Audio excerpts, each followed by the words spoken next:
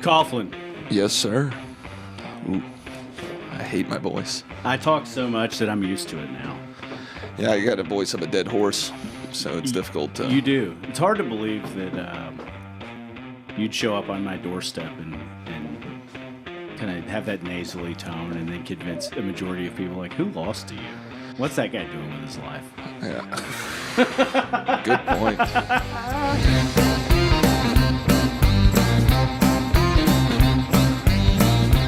Welcome into the Ben Burnett Show. My name is Ben Burnett. This is an Appen Media podcast. My guest today is none other than Chris Coughlin, City Council member in Johns Creek, a guy that is not afraid to shy away from a conversation about anything. Welcome in, Chris. Thank you, Ben. It's good to be here. I heard, so everybody knows, I met Chris Coughlin the day after he won a special election for City Council, and I was thinking about running in Alpharetta, and I was like, I keep up with you. I've kind of wandered through how this goes, and how does somebody that doesn't have a tremendous amount of money win, and what do they do differently? And so, Chris, talk about your background. And I think of all the elected officials in that I know in the state of Georgia, and there's plenty of them now, because they all come around when they're looking for endorsements. Chris is the smartest elected official that I have ever met, regardless of what I think about an issue, where our agreements or disagreements are. I don't wonder who the smartest person is. Talk about what got you interested. Talk about deciding to run a race. Go in. Perfect. Well, so we moved to Johns Creek in 2009, and we were on the northwest side of the city, colloquially known as the Shark Fin here in Johns Creek. We're in Alpharetta right now. But so we couldn't get out of our neighborhood driving, taking the left-hand turn. It was Jesus take the wheel. I hope I don't die. And so I brought this to the attention of the public works director at the time. And I was told that there hasn't been a death at the intersection, so they probably weren't going to look at it. And it's a great barrier. Yeah, well, I didn't think that should be the criterion for additional safety measures for an intersection. And so I looked into it, and I saw some of the methodologies they were applying to resolve traffic. Some of the expenditures were grossly misallocated. So I pondered a run for a little while, but we were starting a family, and then one day I said enough's enough, and I jumped head over heels into the race in 2015. How did that go? So my first attempt was against Councilmember Lynn, so he's now sitting a couple seats down from me, and so I had no political experience. Like, I just went into qualifying, and had nothing, and no experience, no knowledge of the process. Well, turns out that's all you need. Yeah, exactly. Much to the chagrin of the political lobbyists and consultants everywhere, who are probably hating me for saying this, but really, when it boils down to getting elected, it's, especially for local elections, it's, knocking doors and having a even just an elementary grasp on data analytics, right? So let's say there's approximately 25,000 households in Johns Creek. I was able to run certain statistical procedures to identify what I say are the power voting households. I'm doing air quotes now. Air quotes in power voting households? Yes. So in the Johns Creek, like I said, let's say 25,000 households. There's about 800 to 1,000 houses that run the local elections. Well, I mean, historically, I don't know about Alpharetta, but Johns Creek has abysmal turnout for local elections. I think the last time we had a general non-special election, it was 4,100, 4,200, something like that. Yeah. And for the second election, I received over 10,000 votes. I would like to attribute that many votes to me, but unfortunately, I was riding the coattails of one of the biggest national elections with the Karen Handel versus John Ossoff. So I was the undercard on that one. But I'll take it, You're one of a handful of people that's cleared 10,000. Yeah, well, no one in Johns Creek in a competitive election. So I You're actually the guy on the top of the mountain, regardless of what the mayor has to say. Yeah, that's what I try to remind them of that occasionally. So That's awesome. not too much fanfare. Well, so talk about, you have an overarching bias towards data for a whole bunch of reasons. Talk about what you do day in and day out, 9 to 5. You're obviously, none of us sit on an elected office as a full-time job. Talk about what you do and how you got to that algorithm and determining who you wanted to reach and how you wanted to reach them. So my background is in a very esoteric field called industrial organizational psychology. During my undergrad at UGA, I was actually involved in a lot of cognitive psychology, working on latent memory and elements of that.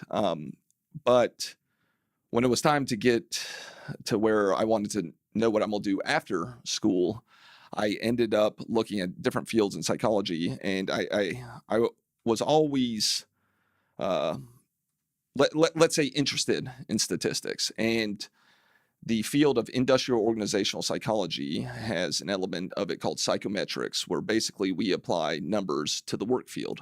And so as I was pursuing different places in for graduate school, I decided to go into industrial organizational psychology. And there you definitely get a firm grasp on data analytics, psychometrics, your Bayesian statistics, things like that, that really can let the numbers guide decision making, essentially. So after graduate school, I was employed as a content specialist for a pre-employment testing company. And so I've rose through the ranks as a scientist now. And what I specifically do is develop pre-assessment tests, whether it be contact center simulations, cognitive ability, but then we demonstrate the utility in using one of these. Like, for example, we could do just a basic personality survey on what the construct that we're measuring would be turnover, and we could put it in a pre-employment survey for contact center hires, and then based on the data we receive, we can make very, very accurate predictions on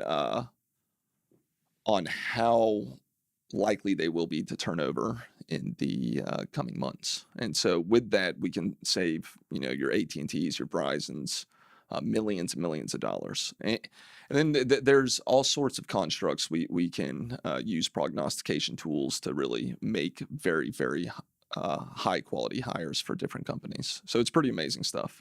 So do you fight with your, you said the thing that got you interested the most was that you were taking left turns out of your neighborhood for running for office, and that the criterion that was given to you was that no one had been killed there. Yeah. I would be willing to guess, with your background, you could come up with all sorts of reasons that it was too difficult, or all sorts of reasons why something should be done and how it should be done. And arguing with you is probably not something very many people are able to understand. Well, so I've tried to shift perspectives in Johns Creek, where we put efficacy as the number one priority when we're trying to solve a problem, where political will should take, or political desire, I should say, should take a backseat to effectiveness, generally speaking. And so we've had some issues with some of our T-Splosh projects, right? We want to widen these roads to massive sizes. It has such an investment. And it seems sometimes that other folks can't grasp the scientific phenomenon called induced demand. Basically, when you widen roads, it's like loosening your belt to lose weight, right? So you're going to have, you're going to bring in more drivers from other paths, and then the traffic congestion is going to equal or run to equilibrium. You'll have a brief respite, but widening roads does not solve the problem of congestion. And so I'm trying to get Johns Creek to refocus on effective, novel methodologies to address some of our historical problems. So how do you get around it? For example, if the city of Alpharetta is going to widen Old Milton Parkway to a certain point, or have as the example, and Johns Creek doesn't want to do that, That's when I call my buddy Ben Burnett on city council in Alpharetta and then have a And say, nice conversation. don't widen this road No, if because the it's great in your own sandbox. yeah, and obviously traffic's multi-jurisdictional. It's Unless unless you're a resident of Alpharetta, and many of them work in Alpharetta, it's not always. But you guys, it's certainly multi-jurisdictional. Yeah. You work here. yeah, definitely. Well, You're welcome. You're welcome for that. Well, we actually moved to Sandy Springs, so Oh. I'm actually working 4.5 days from Johns Creek. I usually go in the office when I run out of coffee. So That's good. So I wanted to ask you, you are a well-documented believer. I would class you as more of the libertarian mindset is in your political leanings. Is that fair? that is very fair. Until it's time to get something done. And Yes. Well, I'd like to call myself a pragmatic libertarian, Yeah. right? Historically, libertarians would just vote no on anything, and so sometimes I think there's room for compromise to make incremental progress on certain things. So I wanted to ask you, it's been really interesting, and we've never had this conversation, and we talk somewhat regularly. It's obviously in the last 24 hours, Amazon has determined that they're not going to New York or Long Island because the tax incentives package that was put on the table, everybody got up in arms over it, and then it didn't. I put something on social media about this a little while ago, and all the residents got up in arms about the tax incentive package that was going to take place to get Amazon to be there, and they were like, "Screw y'all, it ain't worth it." Which I would have guessed is probably a boardroom conversation that happened over several weeks or months, and it was like, "Yeah, this is just not worth it." How do you feel about something like that? To that, do you think that there are places where that makes sense, and do you think that there's no way a government should ever come in with $3 billion worth of tax incentives between a city and a state? What's your thought process? Well, so if you look at some of the economic development calculators and you see how they develop the return on investment, it's Bullshit. well, yeah, and Some of it. yes, some of it will help the economy at large, but I am not gonna put fixed income seniors tax payments to subsidize Jeff Bezos, right? So I don't believe these different jurisdictions to fight. It's basically a race to the bottom to the best subsidies. It was funny, we were having the fight over a development authority, whether we should give incentives to certain size companies in Johns Creek. Hang on. I want to go here. Oh, you want to stick on Amazon? Stay on it for a second because I'll come back to you because I think the development authority is interesting. But go on to what you were saying, how it does. I agree with everything you just said. Yeah. Until I don't. And I think it depends on where you live in the country. New York City needs a subsidized economy for jobs in the private sector like it needs a hole in its head. Yeah. But if you go to that place is and it's got a bunch of really challenging areas that are more than most people. More than most places. And when you go to a city that's got really good size and really good distribution, and it's got channels to its business economy that should make it float, and it's still lacking. If came up with a tax incentive program to get Amazon, and you got a bunch of people and could enter this 21st century digital knowledge economy, it'd be the best thing to ever happen for that city.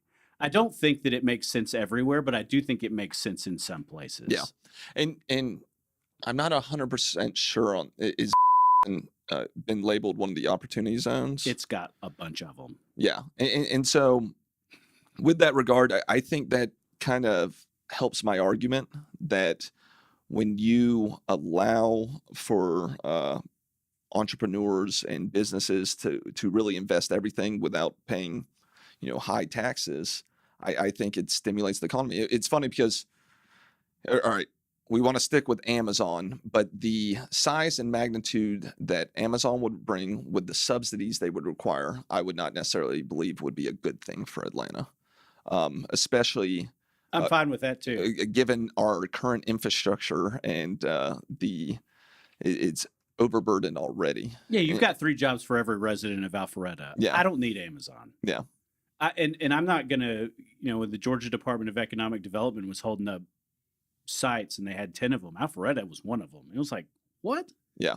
And so and so they probably wouldn't pay property taxes on that as far as the and we didn't incentive. have any, there's no control over it. Yes. Especially no if local control. If the state, and sometimes there are states and there are situations, again, where I think that it can make sense. I think my argument of a city like is a good one.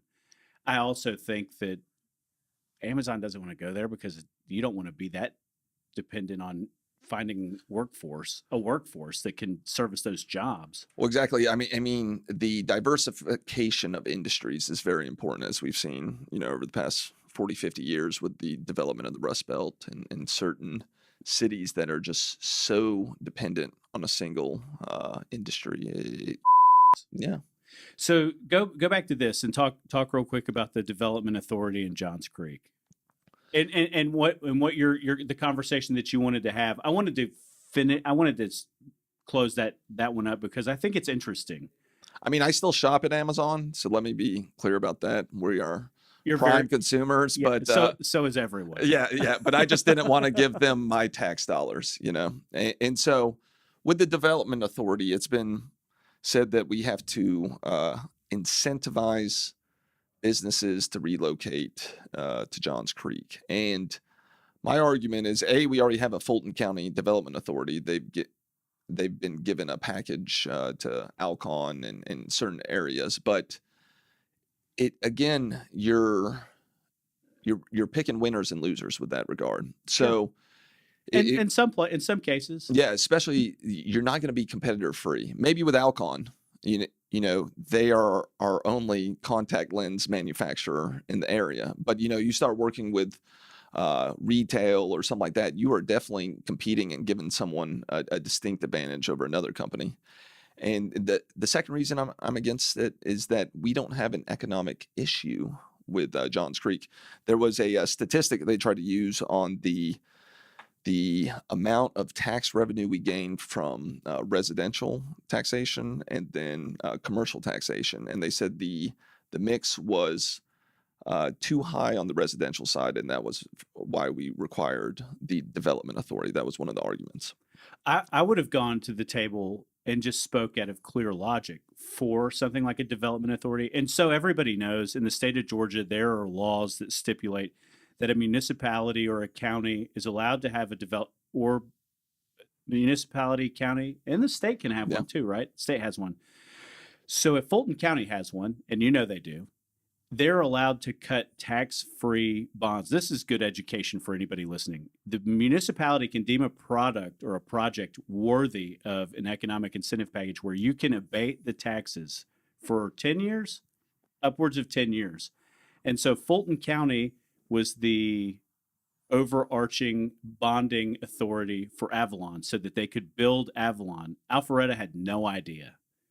Even though Alpharetta was a municipality that bent over backwards for them, and Alpharetta also has a development authority, they still went to Fulton County. Fulton County made millions of dollars to cut the bonds at 2 or 3 or 4% in muni bonds. And so moving on from there, I think what you're saying is that you don't think that there's any reason for Johns Creek to have one to subsidize things on the backs of your taxpayers. Exactly. And it's funny because the argument was made the other day about the Alcon, and we love that Alcon is in our city's borders, but there was a stipulation that they would have moved to Singapore if we did not. The most expensive place on earth. Yeah, well, but also one of the most beneficial for corporate taxation, right? It's one of the I wouldn't say it's the laissez-faire capital. Maybe between there and Hong Kong or something like that. I mean, they're fabulous places. Yeah, for businesses to run. And I had to call bullshit that Fulton County Development Authority tax abatements did not keep a company from relocating to Singapore, right? It wouldn't have that much power of magnitude, right? And so, especially on their operations cost. And so sometimes I don't blame the businesses. If I was in the business, I'd You be do it looking every for, day. yes, absolutely. I blame the politicians. So Us. my pushback on that is if Fulton County has a development authority and they get revenue based on cutting the bonds, because they do. There's a certain percentage. It's a fraction of 1% of the total bonding capacity goes to the Fulton County Development Authority, or the Alpharetta Development Authority, as the case may be.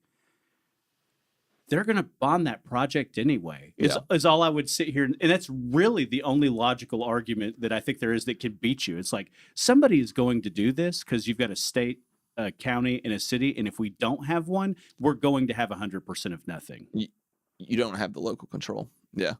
But the one thing with development authorities is how they're formed, right?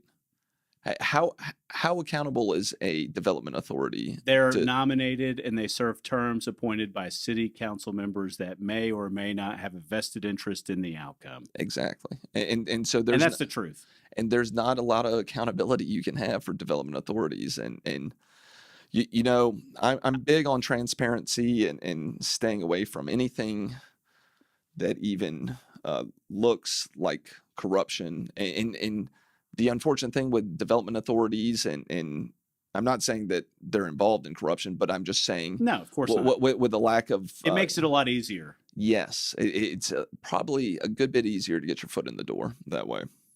I'm trying to think. I don't know. I tried to put the only person I've tried to put on the development authority in Alpharetta is Eamon Keegan because he asked, and that was literally he was like, "I would like to be on the development authority," and they were like, "He kind of runs political campaigns." I was like, "Oh, okay." I'm wrong. but I was, but nobody else had asked me. It was Yeah. like, you could ask me to do anything. You know, this is just living proof. I am the Ron Burgundy of politicians. If you ask me to go on a board or a commission and I have the ability to do it, I will nominate you. Yeah. The bench is just not that deep of people willing to serve. So that I took that as the barrier to entry. And that's probably my biggest mistake, was trying to nominate the guy who ran my political campaign to put him on the development authority. At least I'm honest about it. Yeah. No. I'll put him on A the development genuine authority mistake. in Johns Creek when you lose. Fair enough. Well, let me take a break. We got to make some money and thank my buddy Wendell Strickland. Are you a business owner with over 150 employees? Did you just receive an increase in your healthcare premiums again this year? When it comes to the cost of healthcare, there is something you can do to control those costs without sacrificing quality. Strongside Solutions developed eBenefits, a program that provides restructuring of the individual parts of the healthcare delivery system to employers and employees. With over 120 employees, the eBenefits healthcare model saved the city of Villa Rica over $1 million in 2018 alone. Restructure your healthcare, release trapped capital, and manage your healthcare spend like you would any other facet of that business. Call Strongside Solutions today at 7704-STRONG or visit them at strongsidesolutions.com and tell them thanks for sponsoring the Ben Burnett Show. Thank you. My live reads, man. Listen, you've got water here because I keep the lights on. I sell sponsorships to App and Media like they're just hotcakes. Whew. I mean, you're gonna buy it. Yeah, of course I am.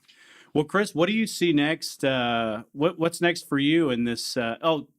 Real quick, what do you see for your vision for Johns Creek in the time you've got left with your partial term? So I have 2019, regardless if I run for re-election. You know, Mama didn't raise a quitter, so nothing's going to keep me from finishing the term until December. Is it this year? Yep, it's this year. And so I'm 99.99% running for re-election. I've got a pretty good track record of this year alone with raising particular revenue through the reform of the investment policy, saving funds through City Hall energy audit. Waze carpool? That could be big. That could be really big. It could be nothing, but at least it's low effort, low risk. Using somebody else's money. Yeah, I mean, if they're going to pay for our citizens to take rides, I'm going to take advantage of that. But yeah, I have about a 8,000% ROI this year, so I do believe I'm getting good value for Johns Creek citizens. So I'd like to continue that into the next term. But this year, we're going to complete some of the T-Loss projects that have high effectiveness in reducing your congestion delay. We're going to finish out, or excuse me, break ground on our parks bond, and especially our big park, Collie Creek. We're going to pass that. You don't and, like little pocket parks, do you? Uh, so the problem with pocket parks is that they're not effectively used by many people. So right, so we have a one particular pocket park that's really in. I just call it. I hate them. I tolerate it. Well, as you know, I live close to your Kimball Bridge Park, and there's a cool sign that you guys have to email you all about ideas. And as I was joking with you the other day, I wanted an 8-court basketball. You have to email me. Okay, well, I'll specifically do that. But yeah, it's just we'll bond it through our development authority. Good. I'll be the big government guy through Alpharetta, and then I'll stick to my roots in Johns Creek. You're a real purist. I'll sell out for other municipalities, but not my own. But the issue with pocket parks, unless you have high density or along a corridor that's utilized for walking or anything like that, a neighborhood pocket park, they really don't bring anything of value. In fact, we're debating this one that really is just going to have a bench and a restroom. And I was like, I'm open to having green space. It's like Yellowstone. Yeah, it's like, but you just see cars go by the roundabout, and it's like, all right, like, that was fun. I'm gonna take a leak and get out of here. Yeah, exactly. And so to pay hundreds of thousands of dollars for that, I just think, we could apply that to a bigger park that actually has fields, trails, a garden, something to provide. You could just put a latrine out there and save tons of money. I mean, if that's what they want, we could do a porta potty. Yeah. It's beyond me. So, but yes, we do want to get some of our major parkland online. One of the big things that I want us to pursue is the greenway from McGinnis Ferry to Abbott's Bridge along the Chattahoochee. I think that will be huge. We passed How long did it take to get all that land acquired? Yeah. Well, that's funny. Back when we were talking about the mix of residential and commercial and how that would be unsustainable, we, in less than 10 years, we had about $50 million in surplus and going through one of the worst recessions of our time. So sometimes the trend lines aren't in favor when people make those arguments. But we had, in late 2015, I believe they purchased the Collie Creek property. And then an opportunity came online when I was on council to buy a neighboring property, Quail Hollow, another 60 acres. So I think it's the third biggest park in Georgia or something crazy like that. Don't quote me on that. It's approximately one of the top 5. Is he about to Google it? So, but it's I think it's comparable to the size of Piedmont Park.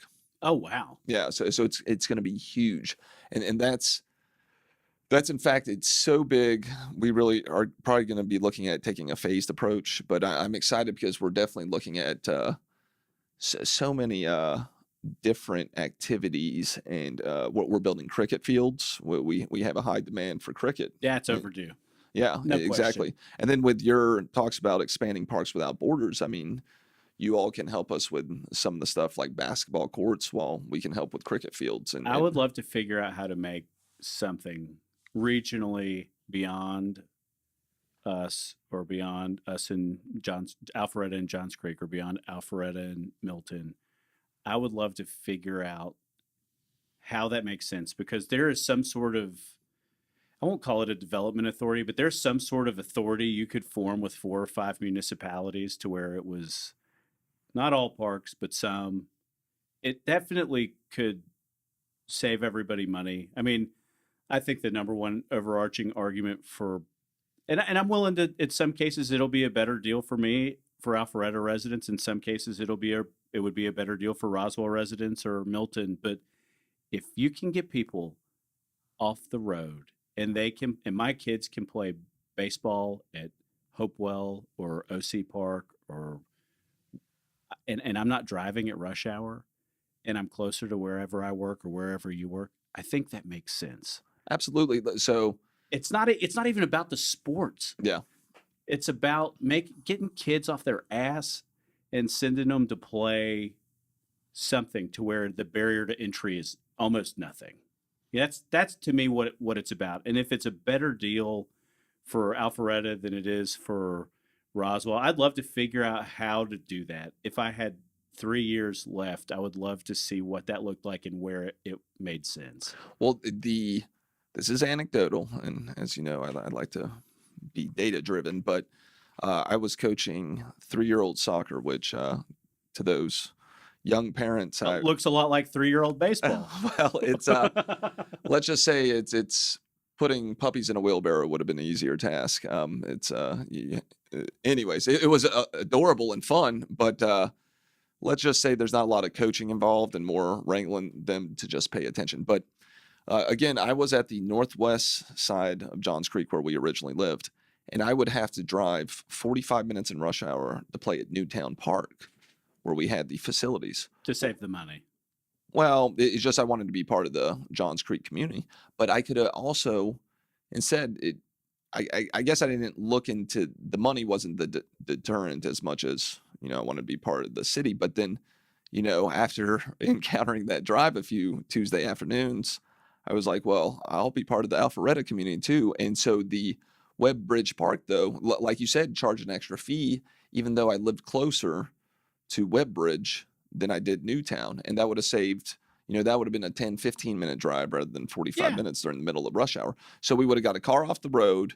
I would have been happier as a coach. I'm sure the last thing you want to do hurt is cats in Alpharetta or Johns Creek. Yeah, exactly. But I'm sure as a temperament, you probably don't want to go through 45 minutes of rush hour before you handle a bunch of 3-year-olds. So I'm sure I would have been better equipped for that. Well, my last question, when you talk to people around North Fulton, you have kind of been the leading advocate around the decriminalization conversation with respect to marijuana.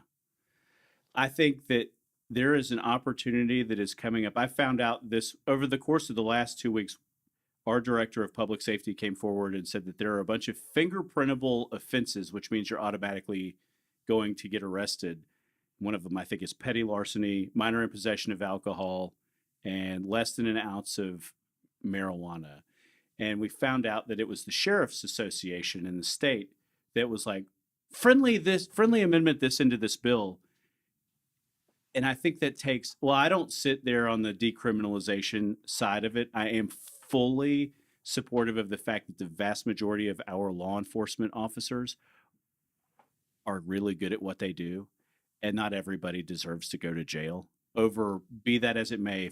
If it's my kids that are at some house party and they are 20 years old as a minor in possession of alcohol, and you have to fingerprint them and arrest them and put them in jail, I think that's probably strong for a first-time offender.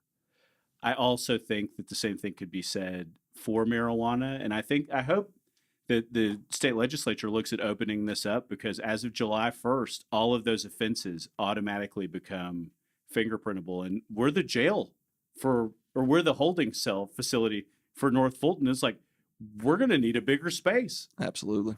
And so I think that the conversation is very interesting. I had a lot of good feedback from our conversation in Alpharetta earlier this week, especially as both sides will agree that the current administration has handled criminal justice reform the right way and taken people out of prison that didn't necessarily deserve to be there for doing things that shouldn't have necessarily put them there in the first place. Absolutely. And I think that there are very few Democrats out there that would criticize how he went about that. Yeah. Well, it's kind of funny that it wasn't really in the news that much. And I thought it was funny because it was such a bipartisan success, and so many families were impacted positively by it. And that the news. How many people do you know? How many people? Not off. It was thousands. Yeah, it's amazing. Yeah. And there were people that were doing 20-year sentences for less than an ounce of marijuana. I was like, God bless. Like, I I am not by any stretch of the imagine a pot smoker.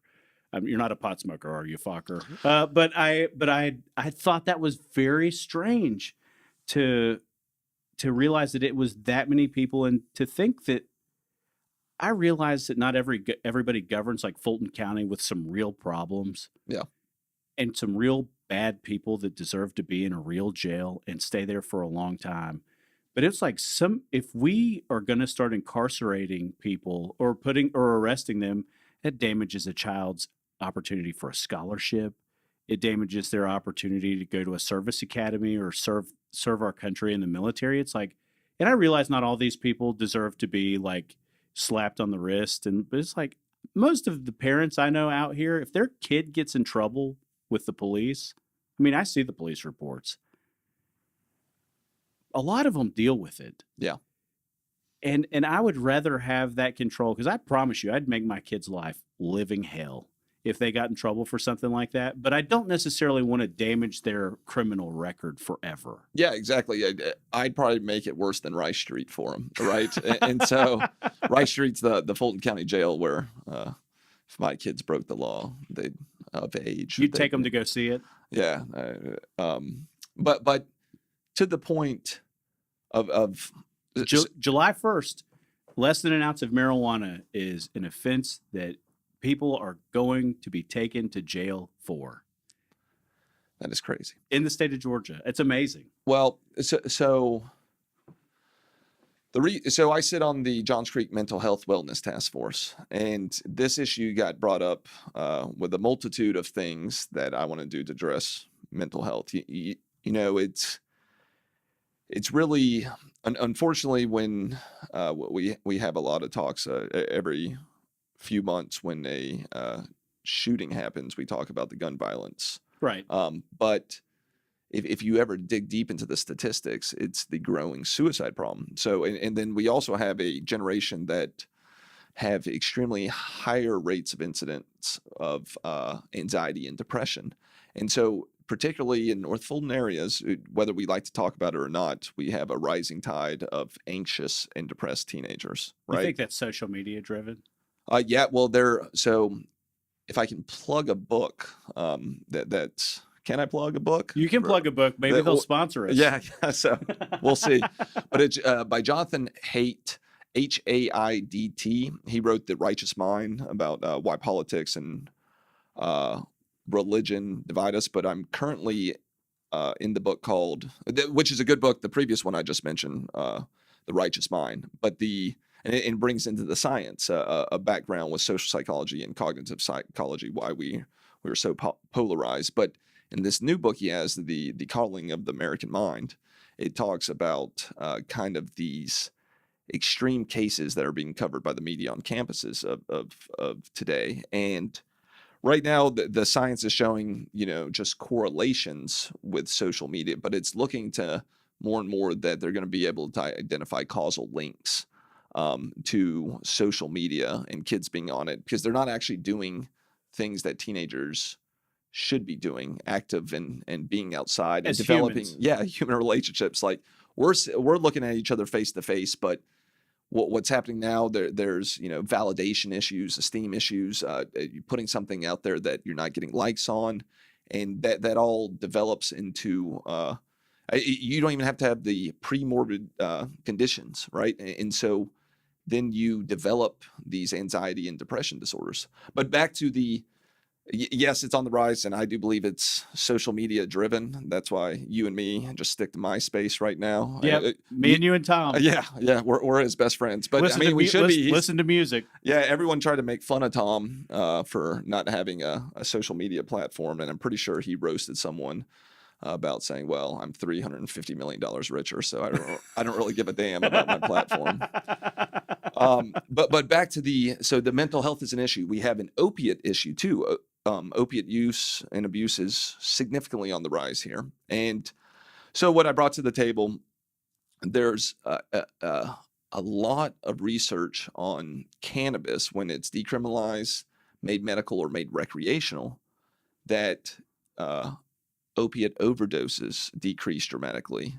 And they've showed a causal link to the cannabis. So basically, people will choose a safer substance as long as they know they're not going to be jailed for something, or they can't say specifically the reasons why, but just they can prove that cannabis is having this effect on opiate use, which is a inverse relationship. You want, if cannabis is legalized, you want opiate use to go down. And so the other reason with decriminalization, I want our police officers to focus on crimes that impact me. Right? Absolutely.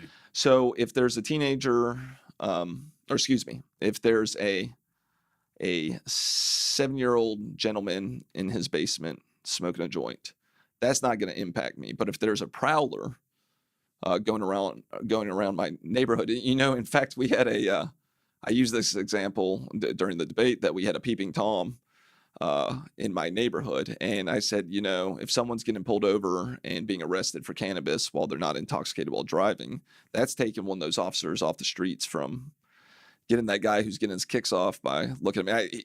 We didn't see him at my house, so I guess I wasn't his cup of tea. But yes, so basically I want them to focus on higher priority crimes, crimes that will cause victims. And then back to my point that all policy should be driven by how effective is it, right? So you go back to the beginning of the drug war and the rates of addiction. So let's say, I believe cannabis addiction is around 5-6%. It has neither increased nor decreased in the past 50 years of the war on drugs. And so, war on drugs. What exactly are we doing? See, Ben's breaking out the air quotes now. But if we're doing something and it's ineffective, why do we keep doing it, right? And so, to that point, making it a harm reduction method has shown potential in places like Portugal. And then it was really remarkable. I actually got not a lot of feedback, but all the feedback was positive on doing it. And so I believe there's potential that we treat people like human beings and not put them in cages for things that are damaging to their own bodies. So, right, I'm sitting here. You all can't see it today, but I've embraced the American sedentary lifestyle. I have the dad bod, if you will. The proverbial dad bod. Yes. I mean, my BMI is not too high, but I'm trying to hit the gym. But okay, so let's talk about my weakness. Double stuffed Oreos. I can't even think. I've heard they've released a Oreos that the most stuffed ever, and it's supposed to be about this thick. Is that the one that Wiz Khalifa's rapping about now? I don't know. It's well, the irony, I'm sure, is Nabisco probably drug tests its employees, and then they have Wiz Khalifa as their sponsor, who I think has consumed what he says is. He doesn't deny it. Yeah. So, but yes, so sugar is one of my weaknesses, and sugar, we have plenty of meta-analytic evidence that it's not good to consume too much sugar. So, if we're protecting people from themselves, then we should also outlaw sugar. And we have to allow adult individuals to make the choices they make in society. The government cannot protect us from ourselves, essentially. And so there's a number of reasons that I went for the cannabis decriminalization, but the way the community reacted was very positive. But then particular individuals on the council, mine as well, said I was, trying to hand out heroin to 5-year-olds. With the way it was, I've been told since it violates federal law that they'll never do anything that violates federal law. And I'm a big proponent that I follow natural law. So if man's laws are unjust, for example, I believe it's Executive Order 9006 or whatever, the Japanese internment. That's something I think you could have broken that would have violated man's law or miscegenation laws. My wife, now according to her 23andMe results, my wife and I could have got married. Congratulations. Yeah, 50 years ago. But it's just how, governments can make some immoral laws, right? They certainly choose when they want to choose. Yeah. So for it being in violation of federal standards, I don't think that's a positive argument. So it just, to some people that's okay, but when something's abjectly immoral, then I'm going to stand against it. So I think putting human beings in cages for something that doesn't harm me That you can grow in your backyard yeah, and with very little effort. well, it's not even. I wasn't supporting legalization. I was trying to save money, save police resources, and have a little more freedom where we don't put you in jail for something like that, and then also allow users of opiates to maybe consider cannabis as an alternative for medically, right? Start using that as a pain reliever instead of opiates. Well, Chris, we have. Did I say too much? Should no. we edit all that out? I don't know. You're good. So. Well, I appreciate you coming in today. This is I want to thank Wendell Strickland and Strongside Solutions for being my sponsor. Chris, man, you're a thoughtful guy. You have a lot to say, and you let the data do the talking. I look forward to supporting you with my PAC money for your reelection campaign. Well, Ben, we should be honest. Back to my election, I did not take donations the first go round, so I ran 2 elections on I think approximate total of about $8,000. So and you won one of them. Yeah, with about 67% of the vote. So all those people that say that you need money in politics, then don't listen to them. Get on that heel toe express, do your data analytics, and hit them doors. Thanks.